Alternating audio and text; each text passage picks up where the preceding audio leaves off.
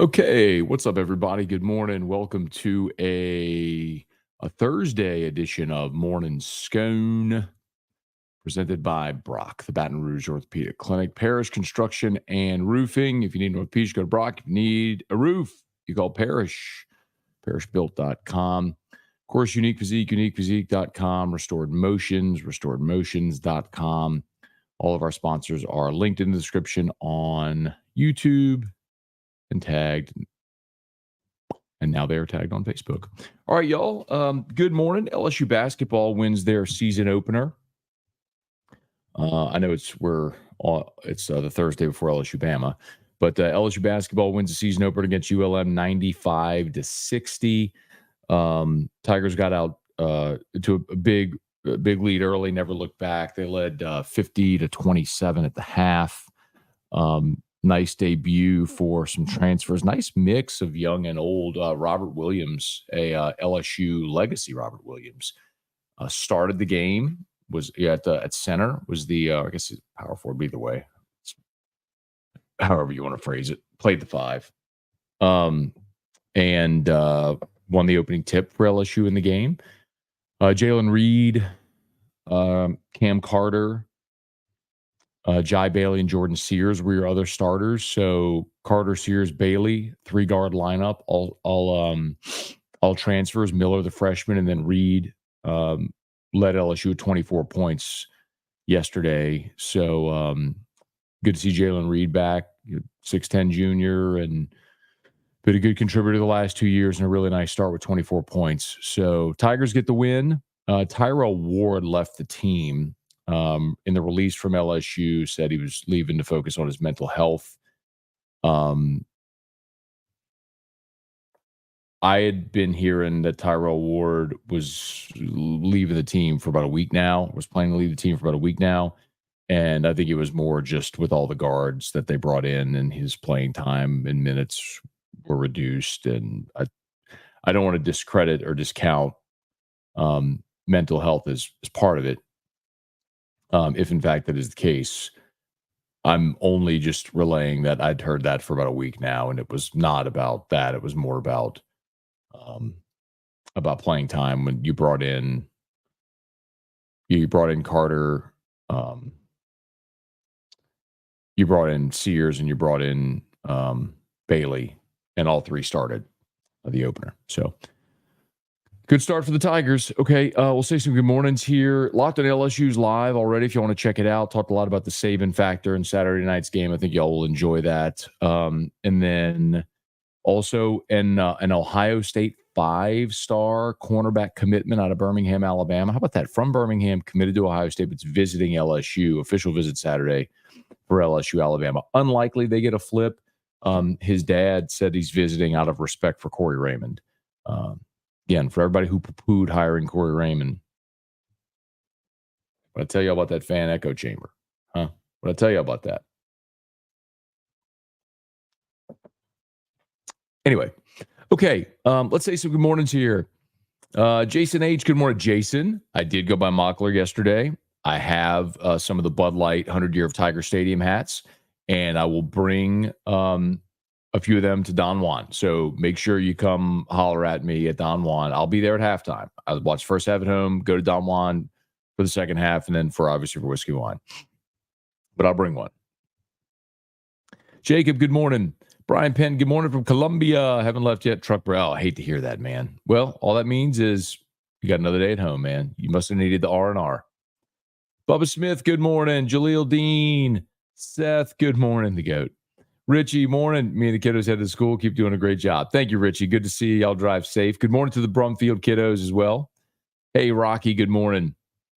Let's see. Weston, if the Saints were set up to take Shadur, what do you think about them pursuing Coach Prime as the head coach? I guess I haven't given a lot of thought to Dion as an NFL head coach. I kind of wonder if it would work because he is a bit of a throwback. As much as people don't think that because of maybe some of the flamboyance. Like he is kind of a throwback. Did y'all see the after they beat Who was it they beat on the Hail Mary? Well, they got the Hail Mary to send it to overtime. Was it Baylor? It was Dave Aranda. Yeah. The next day they're at practice and Dion, they're practicing and he was like, they were dragging. He made him start the whole practice. Like, get out. Like, y'all think y'all are awesome. Y'all won this game. Like, y'all were lucky to win. He made him go inside and then come back out and start the whole practice over again. Like, you can never get away with that in the NFL. So he's a bit of a throwback in that respect. So I don't know. I don't know how Dion will work in the NFL as a head coach. Spurge, good morning. Christian, just saw CJ Wiley flip from Florida State to Georgia. He did. Well, he decommitted from Florida State. I don't know. Maybe last week he decommitted from Florida State. So CJ Wiley, if you don't know, is son of former LSU Tiger Chuck Wiley, lives in Georgia, one of the top receivers in the country for 2025. He committed to Florida State over the summer, I believe. Picked Florida State over LSU, Georgia, and others. And obviously Florida State's not having a great run of it, so he decommitted and he committed last night to Georgia. Which honestly is where most people thought he was going to go to begin with all along. Thomas, good morning. Gorgeous day in northern Alabama, ready for the 450-mile road trip. Go Tigers. Going to be a great one, man. Looking forward to a good day on Saturday night. Jaleel, saw your AFR Saints head coaching candidates video, was thinking about Lincoln Riley, or is he locked in with South Carolina? Or, excuse me, SC, Southern Cal. So I think Lincoln Riley is going to get fired. I think they can win their next two games and then lose to Notre Dame and go 6-6. And I think if he does that, he's going to get fired. And I know he's got a massive buyout because people, it's a private school, so it's not public, but a lot of people are talking about it being like $90 million. And I'm here to tell you that the conversations I've had, and I have, let's just say one person sort of deeply rooted there that's very familiar with the inner workings. And this is not Cody Worsham, by the way, who left LSU to go work there at SC. And the feeling among boosters at Southern Cal is they gave Lincoln Riley everything he needed. I mean, I don't know if you'll know this, but they knocked down Dado Field, their baseball stadium, to be able to expand the football practice area and all that stuff because Lincoln said he needed that. And so they're like, we've given you everything you need and NIL and all of it. So I don't think they'd bat an eye to fire him. And if they did, I think Lincoln Riley would also be a great NFL coach. I think he's a lot like Cliff Kingsbury. And I know you may roll your eyes at that, but Kingsbury wasn't a great college coach because he was at Texas Tech, and it's impossible to get a great roster 1-85 to Lubbock, Texas. So you're always going to be limited. He went to Arizona and had a good run, good start to his career at Arizona, and then Kyler Murray got hurt, and it derailed everything. By the way, who's the OC right now in Washington with Jaden Daniels? Cliff Kingsbury. So, yes, I do think as an offensive mind in the NFL, Lincoln Riley would do very well. Tiger Diver, who do you think is going to be the guest picker Saturday? I haven't heard yet. They have it by now. They already know. The thing we said from the beginning is Burrow and the Bengals play tonight. So Burrow could get here for Saturday for the game, and I suspect he will. So that would probably make a lot of sense. Skeens, Livy Dunn, one of them would make sense. Shaq. I don't know if Shaq will be in town for this one. I haven't heard yet. Sometime I know he's in town for Ole Miss. Sometimes when they're in town for that, he'll do the big DJ gig out at Fred's, but I haven't heard. But I would guess Burrow would be the top of the list. Brett, good morning. Watched basketball last night. Tigers looked athletic and fun to watch. Aaron, good morning. Dale, ward issue similar to Eric Gilbert. Not that I've heard. Hunter Eilers, what do you like for TNF bets? I don't know, man. I haven't. Everyone's betting the over. It's Bengals and Ravens tonight. Everybody's looking at the over. That doesn't seem like a bad play. But then again, when everybody is going one way, the public you tend to go the other way. So if all of the public money is on the over, I'd probably look at the under. Thomas, we'll get to Thomas. Oh, it's 7:31. Cajun, watching Locked On yesterday. Are Colin Hurley and Collins at bat, or is Underwood that generational? Yeah, that's a good question. So and I do feel like we're skipping over Ricky Collins and Colin Hurley.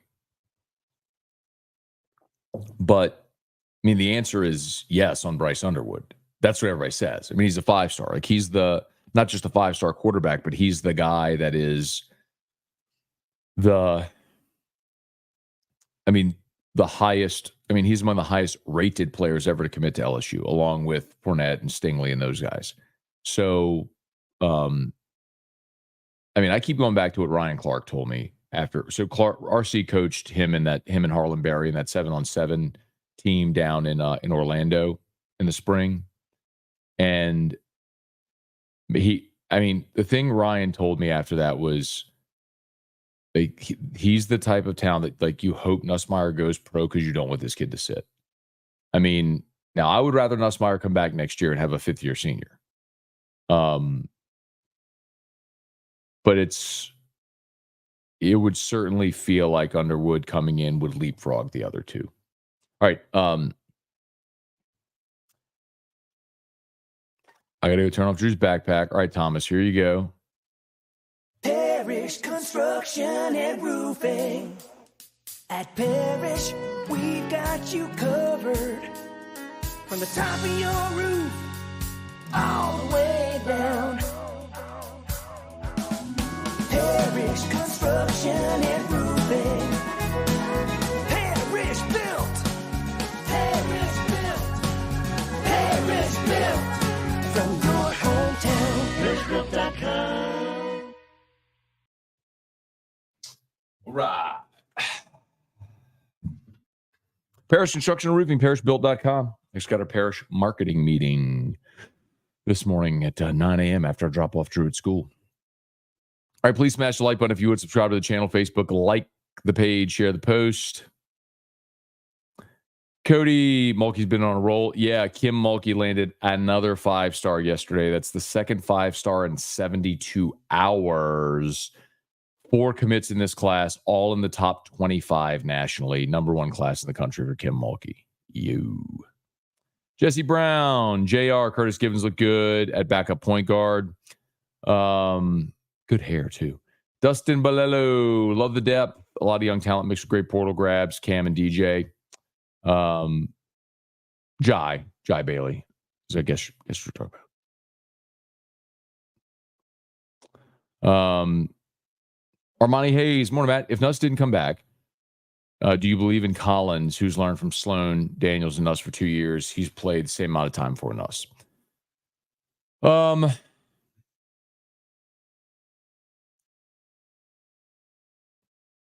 It's impossible to give a definitive answer to that, Armani.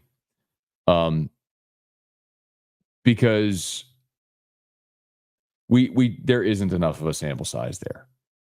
And my guess is you would have, if Nuss left, you would have sort of an open competition. And I think early in the season next year, you would see multiple quarterbacks until somebody emerged. Lowell, good morning. Ab, what's up, Christian? Good morning. Doing great. Michael Cook, Dane, good morning. Trey, morning, Matt. Is just me, or does Rizzy make you feel better on how he speaks to the media, confidence and poise? Yeah, so actually somebody posted or tweeted yesterday that Rizzy was actually like a communications major in college. No surprise. But yeah, man, I think there's something to that. Anytime there's a new voice, it's always going to be a little energetic, man. It just is. You went from the doldrums of losing 7 straight. You hit this moment where you acknowledge what you are, and you can't move on from it until you acknowledge there's a problem. And you did, and you moved Dennis Allen out, and now you got a new voice in there, and a new voice sometimes is a good thing. Hey, Patrick, good morning. Men's basketball looked good. Stinks about Tyrell. What were your takeaways from last night's game? Well, I think the comment just a minute ago from, was it Armani who said that? No, it was Dustin. Who said it about the good mix of transfers and young guys and talented guys. I like the 3-guard lineup, and I think and I guess it's also tough because when you're playing ULM, where you were just so physically superior. Damian Collins, the Kentucky transfer, had a massive block early in the game. that would be some rim protection that you've lacked in recent years. One game, but encouraged. Tiger Poppy, morning, Matt. How you feeling after the Big 12 shot in IV? That was last Thursday, by the way. But yeah, great. IV therapy. I am a big believer in IV hydration therapy. If you've never done IVs, our Thursday show sponsor in AFR is Decision Critical. So they're concierge nursing, and they do everything from, if you need help at home with when you bring a new baby home, to end of life care, everything in between. Maybe post operative, you need some help at your home. It's anything. They also have their nurses do IV therapy, and they have an IV therapy B12 shot in their clinic on Highland Road, but they'll come to you, to your office, to your home, wherever. So if you're sick and you need an IV, they'll come to your house and give you an IV. Just to kind of illustrate that, one of the nurses came to the studio last week and gave me an IV and a B12 shot during the show. So that's what he's alluding to. So yeah, man, I'm a big believer in IV hydration therapy. I think it's very important. Staying hydrated is huge. And when you get an IV, it goes, it's at a cellular level. So you're not drinking water per se and then having your body absorb it. It's going right into your cells. So, yeah, I'm a big believer in that. Have been for a long time. Dane, say you got it, Dane. Consider it done. Brad David, Jesse Brown, Matt, have y'all switched radio stations in NOLA? So, Jesse, the New Orleans affiliate, KLRZ 100.3, they sold the station and the new owner flipped formats. We've known this was coming for a little while. So we have been vetting other affiliate options for about a month now. And so we've got four or five really good options, and we hope to have something done soon. So thank you for asking. But in the meantime, you can stream us until we're on again. VK, what's up, man? Thank God for ESPN airing LSU home games at night. I love LSU night games. That's a ticket, man. Dane, Matt, sometimes throwbacks are a good thing. What do we talk about with throwbacks? Dion. Charlie Cavell, you got it, man. Brad, agree Lincoln Riley's personality would fit better in the NFL. Carrie, not sure you really care. Do you have a platform you prefer viewers to watch or listen on? Yeah. So are you talking about for Locked On or for Locked On, it's all great, but for Locked On podcast, like audio is better than YouTube's great as well. And if you watch Locked On, awesome.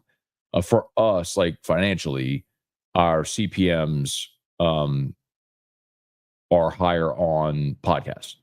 Obviously here on Morning Scone, it's probably better for me to be on YouTube than on Facebook, but wherever you want to watch is cool. For AFR, I'm good with whatever. Whatever is the best way for everyone to consume us is great.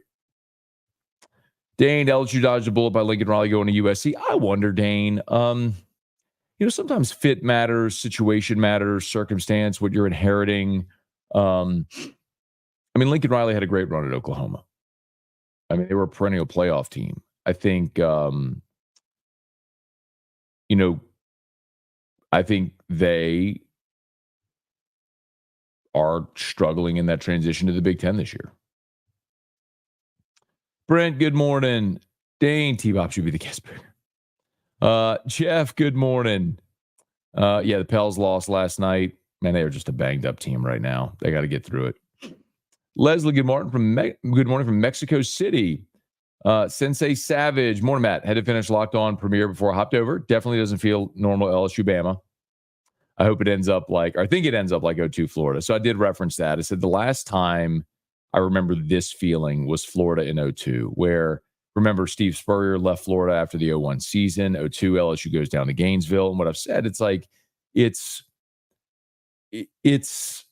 still the script Gators on the helmet. It's still the swamp. They're still doing the Gator chomp. It's still all that stuff, but it was just different. It was Ron Zook on the sideline instead of Steve Spurrier. And it was different. And LSU went and won like 38-6 or 36-8 or something that day. I was there. And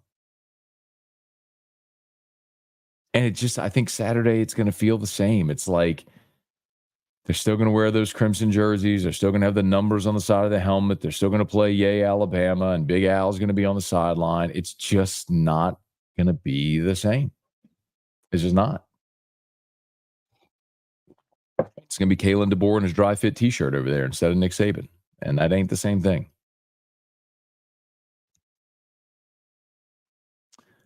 Let's see, a couple more minutes here. Hey, Wendell, good morning. Hey, Dad, good morning. Gary, good morning.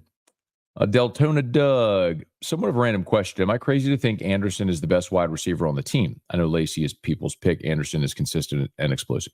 I think Aaron Anderson has been awesome this year. I think he has been maybe, I don't want to say the most pleasant surprise, but maybe that is the way to say it. I think certainly year over year, he has made the biggest jump. It feels like every time they need a third down, they go to Aaron Anderson. He's been fantastic. So, I mean, I think Lacey and Anderson play different positions. I think Lacey is LSU's most explosive receiver and has been LSU's most productive receiver this year. But I think they've all played a role. So just as for instance here, by the way, I'm looking at it. So Lacey, 41 catches for 618. Anderson, 36 for 614. There's four yards separates the two of them. Lacey has 6 touchdowns. Anderson has 4. And Mason Taylor's got 39 catches. But then among the receivers, so Lacey, 41. Anderson, 36. Daniels, 29. Xavier Thomas, 17. Parker, 3. Hilton, 2. So yeah, I mean, Lacey and Anderson have been right there. I mean, they're 4 yards separating the two of them.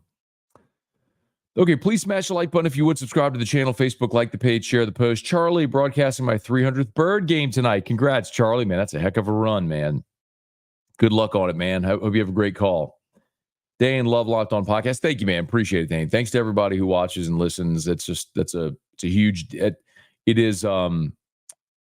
It's been amazing. I mean, I resumed Locked On in the middle of June, and my goal was by to be in the top 10 of the college channels by the time they hit fall camp, and then to be back at where I was before I left. By the time they kicked off against USC, and we've done that and continued to grow. So in a relatively short amount of time, it's taken a lot of work, but I do appreciate everybody for listening and watching. It's been great. Let's see. If I'm not busy, maybe we get together for LSU Vandy. What do you think? I don't know if you're talking about watching the game, but ain't no way, man. Game days are, no disrespect, man, but game days for me are work days. Like, I'm watching the first half of my house and charting the whole game. I go to Don Juan at halftime and chart the second half from there, and then T-Bob and I do the show. So game days aren't a ton of fun for me, man. It's a lot of work on game days, but just hoping the Tigers keep winning, man. Trivia. Brett. Oh, I got to go. Saban and Jimbo cost us big time in the swamp in 02 by rushing Mock. Remember it well. Let's see. Time for Anderson's revenge game this weekend. I love that. And what's up, man? Miss AFR on the radio. Hope to have, man. Look, we hope to have a new affiliate coming soon. That'll have even better coverage than where we were prior. So very grateful to 100.3. I mean, we were on there for 8 years, man.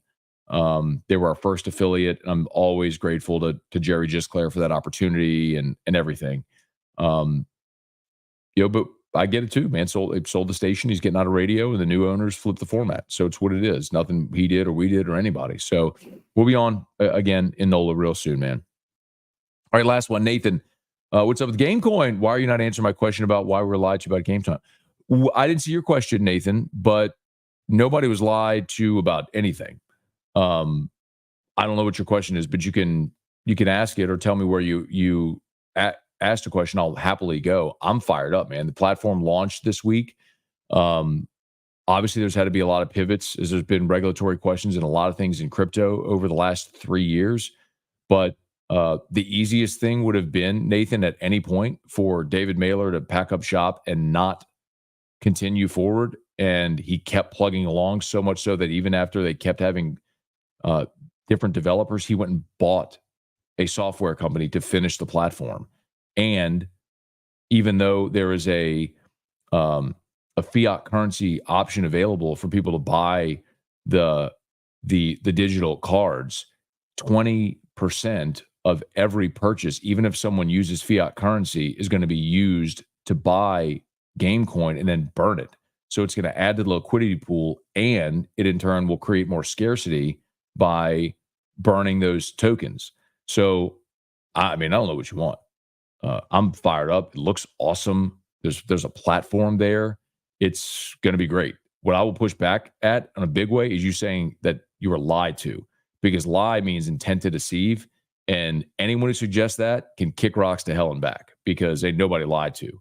And it's been a lot of work for a lot of people to get this thing to the point where it is. And I'm very excited about it. All right, I got to go. Y'all have an awesome day. We'll see you for AFR 3. Peace.